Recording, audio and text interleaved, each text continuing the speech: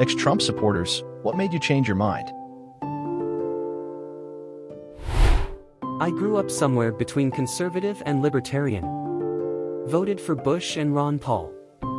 Living mostly along the Gulf Coast, mocking liberals is a cultural norm. I didn't like Donald Trump the person. Never have. I read too many stories about how he habitually stepped on people he deemed beneath him. The story about how he paid a piano maker a fraction of what was promised, giving the dude the option between accept the pennies on the dollar, or reject it and go bankrupt, or fight it in court where I will throw 10x the agreed price at making sure you go broke there. I recognized that The Apprentice was BS. But I still supported Trump over Clinton. I despised Clinton, and pretty much everything about DC. Clinton essentially promised us the status quo would continue, and I hated how she acted like the office was a damn birthright. Trump, I thought, at least represented something different. Rattle some cages, rock the boat, pick your euphemism. And I bought the lie that he was wealthy enough that he couldn't be bought by lobbyists and special interests. And with all the checks and balances in our government, how much damage could he really do, right? I think the first turning point for me was the never-ending lies and grift. Putting all his family into important positions. His worship of dictators he admired. Using his own properties to host everything, so that he could double-dip profits. And lying about everything. Sharpagate was full-blown insanity, and should show everyone just how pathologically incapable the scum is at even pretending to accept a mistake. I couldn't stand all the double-speak with COVID. I think millions of people died that didn't need to, all because Trump could not handle not being seen as the smartest guy in the room. I really do think Trump turned half the country against Fauci for the simple reason that Fauci presented himself as a subject matter expert, and Trump took that as a personal attack. But the absolute final straw was watching Trump in the face of defeat. None of that was a surprise, of course. Trump has claimed cheating at every loss in his life. He accused the Oscars of fraud when The Apprentice lost to The Amazing Race. He accused Ted Cruz of cheating when Cruz won the Iowa caucus. When asked if he'd accept the results of the 2016 election, he literally said, "Of course. If I win." Then he accused DNC of fraud for the election he won, because he didn't also win the popular vote. So that he would claim fraud was absolutely expected. But the depths he would take it. I never thought anyone could. And I never thought our system was so vulnerable as to allow it. And I never thought 85 million Americans were dumb enough to follow it. So why do I loathe Donald Trump, if I had to pick a single response? I hate the spotlight he's shined on just how much of our country will embrace anger over facts. Never a Trump supporter, but I was a registered Republican until 2020. I was a college freshman English instructor once upon a time. One of my favorite bits I taught was a section on propaganda techniques, where we reviewed the sort of logical fallacies employed by marketers, politicians, propagandists, and bad faith actors, mainly to help my students avoid making them in their term papers. Trump was an absolute bucking geyser of every single logical fallacy and propaganda technique in the book. There's no shortage of that dumb-dumbness in politics, but I'd never seen so much of it so unapologetically from one single person. And I'd never seen a movement so willing to gobble it all up. It really caused me to rethink my entire political philosophy. I grew up in Germany and history class goes over how did Hitler even get elected in the first place.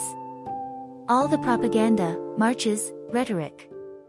Things are easy to recognize. Cut the NPS budget. The landmass we inhabit is the only thing I'm actually proud of, so reducing the budget to protect our most amazing places was the final straw. Then COVID, then January 6th. I never supported him, but it wasn't until I saw this quote that I realized what a POS he was.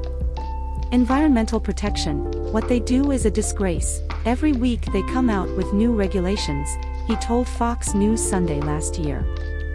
Who's going to protect the environment? Asked host Chris Wallace.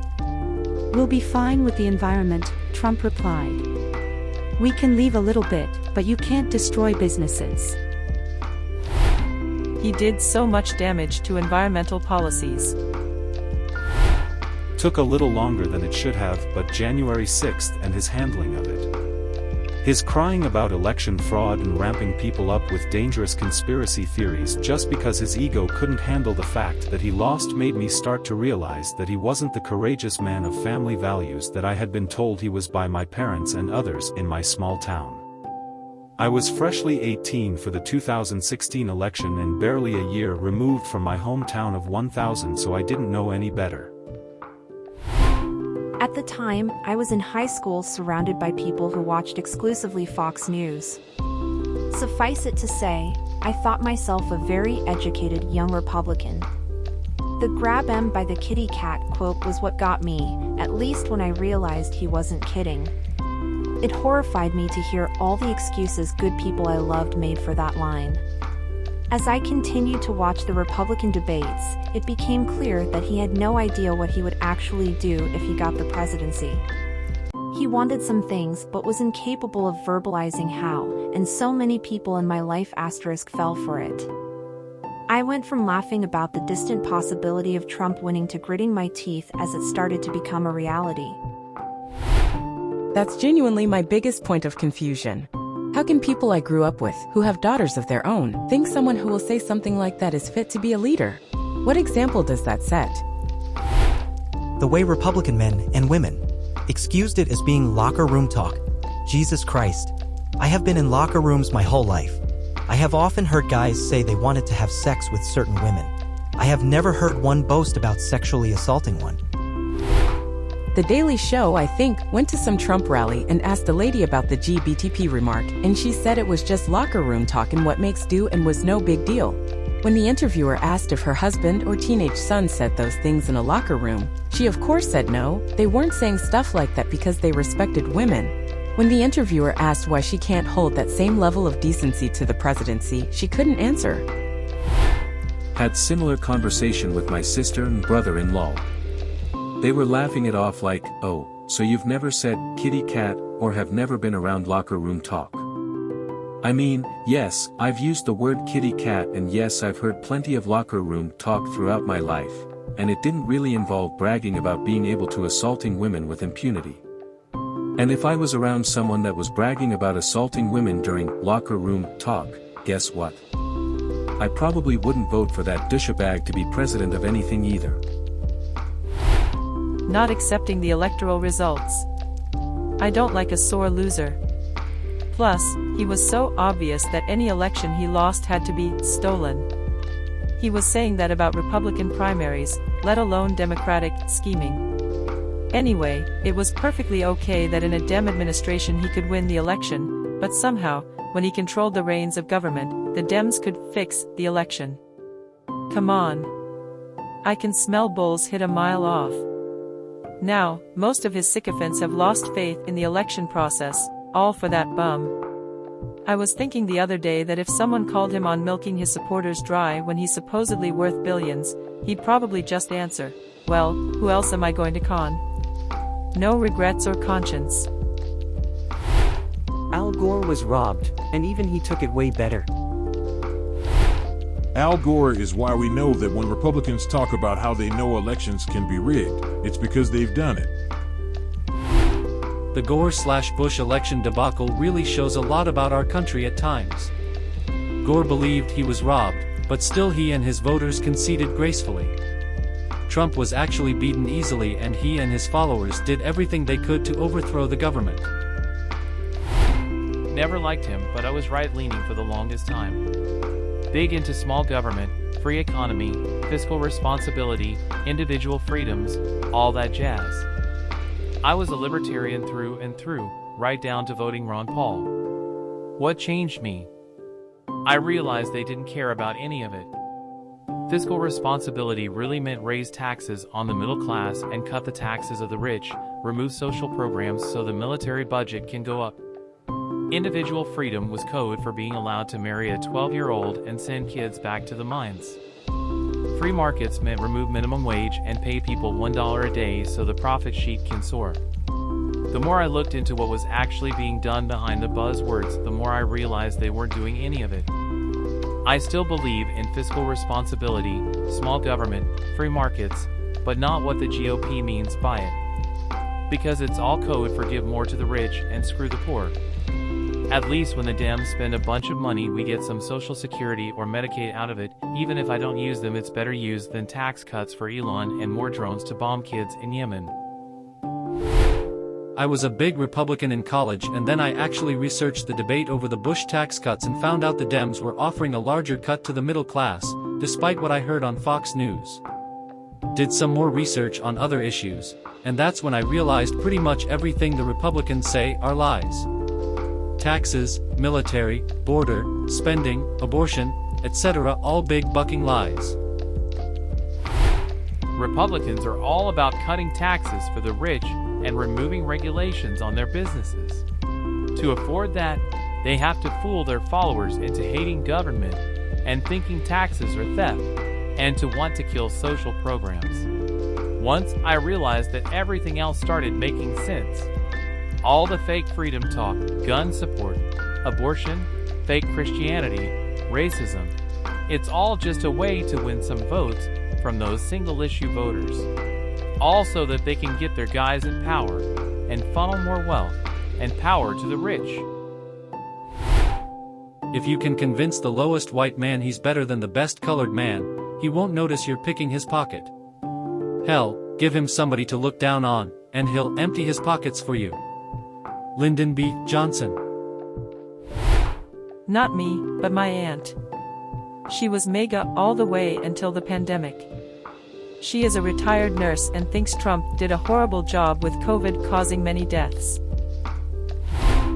The most pathetic thing is, Trump didn't have to do anything. He could have just let the experts do their thing and he would have gotten all the political credit. My mom voted Trump the first time. She hated the Clintons and is a Republican military spouse. She became extremely anti-Trump after January 6th. She was losing faith in him leading up to that point, but that was definitely the biggest breaking point. She now argues with her friends who still support him. I got divorced and realized that my ex-wife was a legitimate narcissist. As I learned about cluster B personality disorders and narcissism, I realized that all of the tactics they use is exactly what Trump does. My boomer dad and his friends voted blue the last 2 election cycles because of January 6th and the crazy Republican obstruction in Congress. They will vote blue again this coming election. My dad is a die-hard Republican. Even served on the Reagan admin. But the current group of Republicans are just too crazy even for him. Edit. To be fair, he's still a racist's twat. He's in the medical field, so not anti-vaccine or homophobic, but he still has most of the disgusting Republican beliefs. It won't take much to get him voting red again. Just dump Trump. I was more anti-Hillary than pro-Trump, but the whole "drain the swamp" thing resonated, as I think Washington needs massive turnover, still do. But that was so divisive and really can't put a whole sentence together without being a jerk to some group or another. It turned my stomach. And then there's the whole COVID fiasco. Now literally everything out of his mouth is just so fucking out there. The rest of the world thinks we're all stupid. I shudder to think he even has a chance of holding that office again. Oh brother.